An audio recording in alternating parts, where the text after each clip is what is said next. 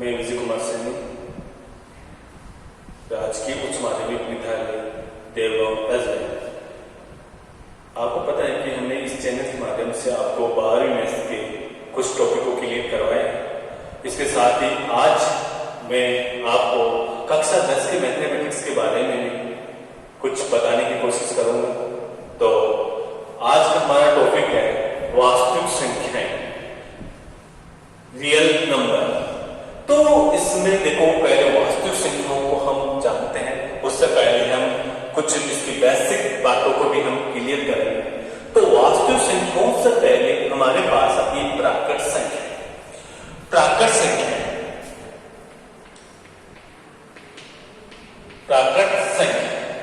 तो ये प्राकृत संख्याएं क्या होती हैं, इसके बारे में एक बार चर्चा करते हैं। तो देखो, इसको हम एन से पढ़ सकते हैं, नेचुरल नंबर। ये क्या है? Natural number. ये होता है क्या है? जैसे प्रकृति में विद्यमान है, जैसे 1 2 3 4 5 6 कहां तक जाते हैं? अनंत तक। तो ये संख्याएं कौन सी होती है? एक सेट होता है। कौन सी संख्या होगा? 1 से स्टार्ट होती है, 1 2 3 4 5 और ये डॉट डॉट कहां तक चलती है? अनंत तक। तो ऐसी संख्याओं का सेट कौन सा कहलाता है? प्राकृत संख्या। यानी कि जो नेचुरल यानी प्रकृति में विद्यमान, जिसे हम जनरल तौर पर हम देखें तो प्राकृत संख्या, जैसे हम किसी से प्रकृति में विद्यमान यानी कि हम बोलते हैं कि 500 रुपए दो, तो यानी वो नेचुरल, हमारे नेचुरल में हमें जैसे 0 इसमें शामिल नहीं है। क्यों नहीं है? हमें कभी किसी से ये नहीं बोलते हैं कि 0 रुपए दो, ठीक। तो ये संख्या है जो प्रकृति में विद्यमान है, यानी 1 2 3 4 5 6 7 अनंत तक कोई संख्या होगी, वो कौन सी संख्या होती है? प्राकृत संख्या। समझ में आया हो? उसके बाद में हमारे पास आता है दूसरी बात आती है। दूसरी बात पूर्ण संख्या। पूर्ण संख्या। अब पूर्ण संख्याएं क्या है, इसकी देखो चर्चा देखते हैं। तो इसको हम डब्ल्यू से प्रेजेंट करते हैं, होल नंबर। क्या बोलते हैं? Whole number. इसमें यानी 0 को शामिल कर लिया जाए, ऐसी प्राकृत संख्या है तो होल, और उसमें ओनली 0 और शामिल हो जाए तो वो संख्या क्या कहलाती है? होल नंबर, यानी पूर्ण संख्या। तो ये संख्याओं का सेट है, वो क्या कहता है? 0 1 2 3 4 5 और डॉट डॉट ऐसे चलता है, अनंत तक शामिल होता है, वो कौन सी संख्या होती है? पूर्ण नंबर, यानी पूर्ण संख्या। तीसरी संख्याएं आती है हमारे पास पूर्णांक संख्या। तो पूर्णांक संख्याएं क्या है, इसके बारे में देखिए। आपके पास इसको हम जेड से प्रेजेंट करते हैं। पूर्णांक संख्याएं ऐसी संख्याएं होती है जिसमें नेगेटिव भी संख्याएं हो और पॉजिटिव संख्या, यानी वास्तविक संख्याएं होती है। ये आपके पास प्राकृत संख्या होती है, ये तो है ही, और इसके साथ ये संख्या क्या हो? नेगेटिव भी हो और 0 भी शामिल हो, तो ऐसी संख्या कौन सी कहलाती है? हमारे पास पूर्णांक संख्या है। तो ये संख्या होती है माइनस अनंत से स्टार्ट होती है, तो ऐसे माइनस अनंत से ऐसे चलती रहती है। जैसे माइनस का 3 आ गया, फिर माइनस का 2 आ गया, फिर माइनस का 1 आया, फिर 0 आया, फिर 1 आया, फिर 2 आया, फिर 3 आया, ऐसे ऐसे चलता है, ये अनंत तक चलता है। तो ऐसी संख्याएं होती है, वो कौन सी संख्या कहलाती है? पूर्णांक संख्या। ओके। इसके बाद में हमारे पास आती है चौथी बात है परिमेय संख्या। परिमेय संख्याएं। तो परिमेय संख्याएं क्या होती है, ये देखिए एक बार आप। तो परिमेय संख्या है जिसको P बट्टा Q के रूप में लिखा जाए। एक बात और देखना, लेकिन एक शर्त होनी चाहिए, Q नॉट इक्वल 0, यानी कि Q जो बट्टे वाली संख्या है वो 0 के बराबर नहीं होनी चाहिए, 0 के अलावा संख्या होनी चाहिए। तो ऐसी संख्याएं है, वो कौन सी संख्याएं होती हैं? परिमेय संख्या। जैसे मैं एग्जाम्पल के तौर पर बताऊं, जैसे एग्जाम्पल आपके पास है, जैसे 1/2 1/3 1/4 ऐसी संख्याएं होती है। जैसे हम बात और करें 2 को भी हम परिमेय संख्या बोल सकते हैं, क्योंकि इसके बट्टे में कितना लगा सकते हैं? हम 1 लगा सकते हैं, यानी 2/1 3/1। तो ऐसी संख्याएं होती है, तो ऐसी संख्याएं कहलाती है हमारे पास परिमेय संख्या। ओके। फिर हमारे पास आती है पांचवी बात है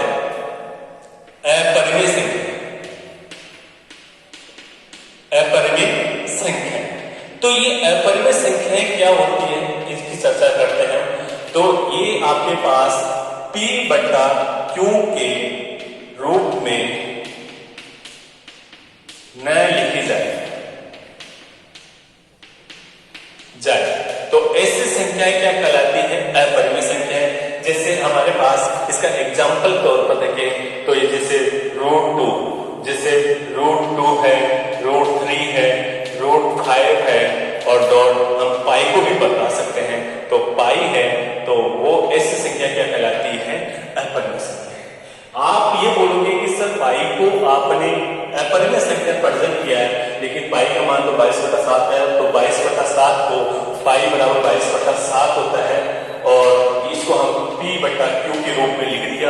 Q नॉट इक्वल 0 भी है, तो ये तो परिमेय होनी चाहिए, लेकिन आप इसको पाई को अपरिमेय बता रहे हैं। तो मैं इसका एक बात बताता हूं, पाई का मान 22/7 हम मानते हैं, लेकिन इसका रियल मान 22/7 नहीं होता है, क्योंकि पाई का मान भी हम ऐसे बोलते हैं 3.1414 से चलता है और 22/7 का भी मान क्या होता है? 3.14। तो हम दोनों मान समान है, इसलिए पाई का मान 22/7 लेते हैं। लेकिन पाई की बात आएगी तो हम इसको क्या बोलेंगे? अपरिमेय। लेकिन 22/7 की बात आती है तो हम इसको क्या बोलते हैं? परिमेय। लेकिन आपको ये मान इसका बराबर नहीं होता है, ये लगभग इससे क्या होता है? बराबर होता है, इसलिए हम इसका 22/7 लेते हैं। तो पाई एक अपरिमेय संख्या है और 22/7 एक परिमेय संख्या है। ओके, इसके बाद में आती है आपके पास वास्तविक संख्या। वास्तविक संख्याएं, तो वास्तविक संख्याएं क्या है? जिसमें आपके पास सारी यानी प्राकृत संख्याएं, पूर्ण संख्याएं, पूर्णांक, परिमेय, अपरिमेय संख्याओं का एक मिश्रण होता है, इनका समूह होता है, वो संख्याएं कौन सी कहलाती है? वास्तविक संख्याएं। तो वास्तविक संख्याओं में देखिए आपके पास, इसको डायग्राम के जरिए आपको समझाता हूं तो आपके पास समझ में आएगा। तो ऐसी संख्याएं होती है जिसमें आप एग्जाम्पल इसकी डेफिनेशन में लिख सकते हो। वास्तविक संख्याओं की डेफिनेशन बताइए तो आप ऐसे लिखना है, इसमें प्राकृत संख्याएं, पूर्ण संख्या, पूर्णांक संख्या, परिमेय संख्या, अपरिमेय संख्याओं का एक समूह होता है, वो कौन सा? वो वास्तविक संख्याएं कहलाती है। तो नेक्स्ट इसका मैं एक बार डायग्राम के जरिए आपको समझाता हूं। ओके, तो देखिए नेक्स्ट, तो देखिए एक बार हम इसके डायग्राम के जरिए समझते हैं। तो देखो आपके पास पहले नेचुरल नंबर है, नेचुरल नंबर जिसमें आप बोलते हो 0, 1, 2, 3, 4 ऐसे डॉट डॉट आप अनंत तक संख्या आप इसमें प्रेजेंट करोगे, तो वो कौन सी संख्या है? प्राकृत संख्या। तो मैं यहां पर लिखा दूं प्राकृत संख्या। ओके, आपको समझ में आया होगा। अब आपने प्राकृत संख्याओं में एक कौन सी संख्या शामिल कर दी? 0 और 8 कर दिया, तो मैं इसमें एक 0 और 8 कर दिया, तो ये संख्याओं का जो ये मैंने गोला बनाया है वो कौन सी संख्या हो जाएगी? ये हो जाएगी पूर्ण संख्या। समझ में आया होगा। यानी प्राकृत संख्या में आपने 0 शामिल कर दिया तो कौन सी संख्या होगी? पूर्ण संख्या। अब ये पूर्ण संख्याओं में 0, 1, 2, 3, 4, 5 क्या है? अनंत तक है। इसमें आप नेगेटिव वाली संख्या वो शामिल कर देते हैं तो कौन सी हो जाती है? पूर्णांक संख्या। तो आपने इसमें एक गोला और बना दिया, तो यहाँ पर देखो माइनस का अनंत, माइनस का डॉट डॉट चलते हैं, -3, -2, -1 और ये पूरी संख्या तो है पूर्ण संख्या है।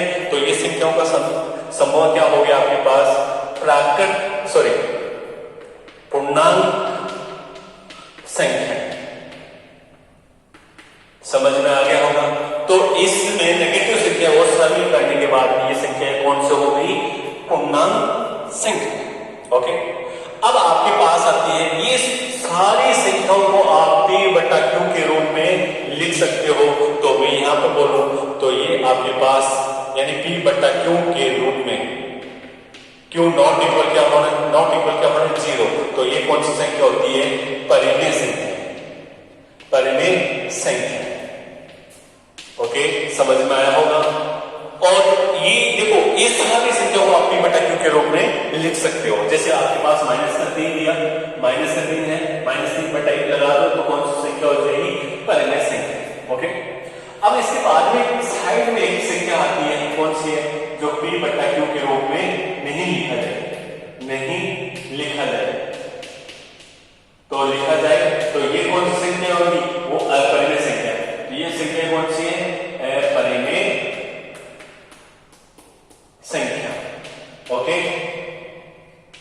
आप ये संख्या होगी, यानी प्राकट होगी, पूर्ण होगी, पूर्णांक होगी, परिमेय होगी, और ये कौन सी अपरिमेय।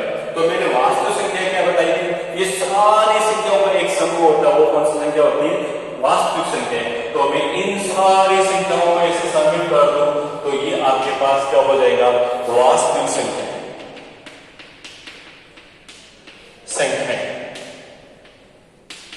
ओके, तो इनको किससे प्रेजेंट करते हैं हम, 8 से प्रेजेंट करते हैं, रियल नंबर को 8 से प्रेजेंट करते हैं। तो आपको पता चल गया वास्तु संख्या में परिमेय भी होती है, अपरिमेय भी होती है, पूर्ण भी होती है, पूर्णांक भी होती है, सारी संख्या शामिल होती है। तो ऐसी संख्या होती है वास्तु संख्या। और परिमेय की बात करें तो परिमेय में देखो पूर्णांक भी है, पूर्ण भी है और प्राकृत भी है। और पूर्णांक की बात करें तो पूर्णांक में देखो पूर्ण भी है और प्राकृत भी है। और पूर्ण की बात करें तो पूर्ण के अंदर क्या है, प्राकृत संख्या में विद्यमान है। ओके, तो ये आपके पास डायग्राम से आप इसको बढ़िया तरीके से समझना, तो आपको समझ में आया होगा। तो नेक्स्ट देखिए, इसकी आगे की चर्चा देखिए। अगर आप देखो इसको, अगर इस प्रकार से अगर समझना चाहो तो आप इस डायग्राम को ऐसे भी समझ सकते हो। आप देखो अंदर से बाहर की तरफ निकल रहे हो, अंदर से बाहर की तरफ निकल रहे हो तो आप क्या हो, सही हो। ओके, और बाहर से अंदर की तरफ जा रहे हो तो आप क्या हो, गलत हो। तो एक बार इसको देखना, जैसे मैं कोई आपको क्वेश्चन पूछे, सभी वास्तविक संख्याएं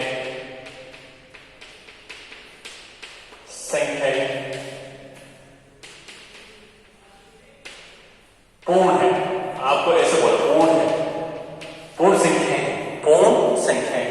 तो देखो आप सभी वास्तव, मैंने बोला कि आप बाहर, अंदर से बाहर आ रहे हो, यानी देखो अंदर और ये क्या है, बाहर।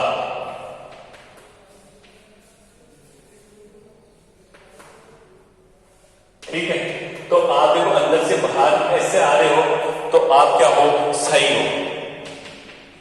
और आप बाहर से अंदर की तरफ जा रहे हो तो क्या हो, गलत। तो देखो इसको समझना, सभी वास्तविक संख्याएं पूर्ण, तो सभी वास्तविक, देखो सभी वास्तविक संख्याएं यानी पूर्ण है। तो देखो बाहर है, बाहर से देखो वास्तविक तो बड़ा था और ये वास्तविक संख्या पूर्ण है, यानी अंदर की तरफ जा रहा है। बाहर से क्या आ रहा है, अंदर की तरफ आ रहा है, तो बात क्या है, गलत। क्यों है, इसका रीजन देखिए, सभी वास्तविक संख्या है, सभी वास्तविक संख्या मतलब परिमेय संख्या भी है, तो परिमेय संख्या है वो पूर्ण संख्या थोड़ी है, नहीं है ना। तो ये बात क्या होगी, गलत है, ये बात क्या है, गलत। और ऐसे लिखूं, सभी प्राकृत संख्या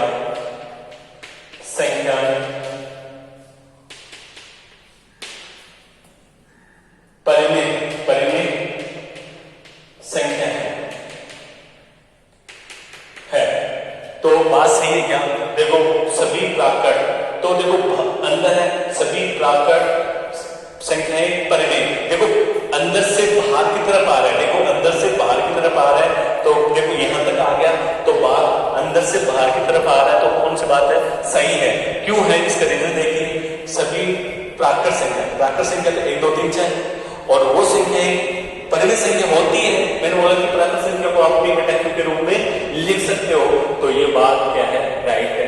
तो ये क्वेश्चन आपको कम्पिटिशन एग्जाम में ज्यादातर पूछे जाते हैं, तो आपके सिलेबस में नहीं है, तो मैंने थोड़ा एक्स्ट्रा आपको बता दिए। आपको तो बेसिक नॉलेज आपको ध्यान में रखना है। ओके, आपको समझ में आया होगा। ओके।